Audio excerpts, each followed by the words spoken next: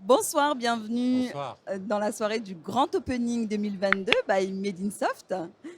J'ai l'honneur ce soir d'être avec donc Abdelkrim Bouchelaghem, qui est le directeur général de Brownfield, qui a récemment acheté donc le site dans lequel nous sommes, où monsieur donc Fabrice Gossou est responsable. Alors aujourd'hui, on va parler dans un premier temps du passé et ensuite des projets d'avenir.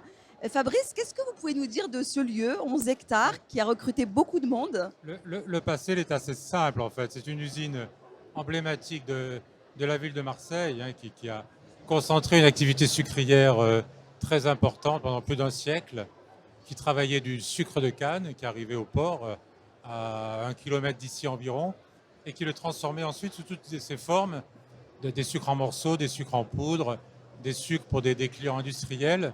Et c'est une industrie donc, qui a prospéré pendant de longues années, jusqu'à un passé très récent, qui nous a conduit à restructurer ce site profondément et à chercher un repreneur, en fait, hein, qui est en l'espèce Brownfield, représenté par Monsieur Bouchelaghem. Voilà. Alors justement, Abdelkrim, qu'est-ce que vous imaginez comme projet pour la suite, avec ce potentiel, ce foncier existant? Comme nous sommes rentrés en discussion, on va dire, avec le groupe Saint-Louis Sucre, on avait dans l'idée que ce site, il avait beaucoup d'atouts. Je pense que c'est les atouts qu'avaient analysés déjà les industriels de l'époque. Et donc, on est tout à fait capable de redonner un avenir à ce site à cause de ces atouts.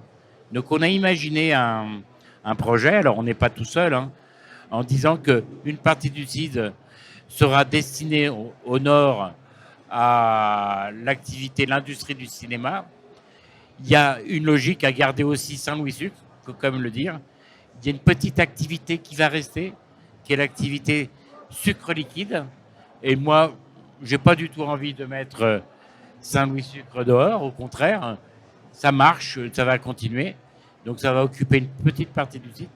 Et sur la partie sud, on a l'envie de développer un pôle de distribution urbaine en ayant d'une part d'un côté des camions qui arrivent avec des capacités de massification des flux et de l'autre côté une sortie avec des véhicules décarbonés.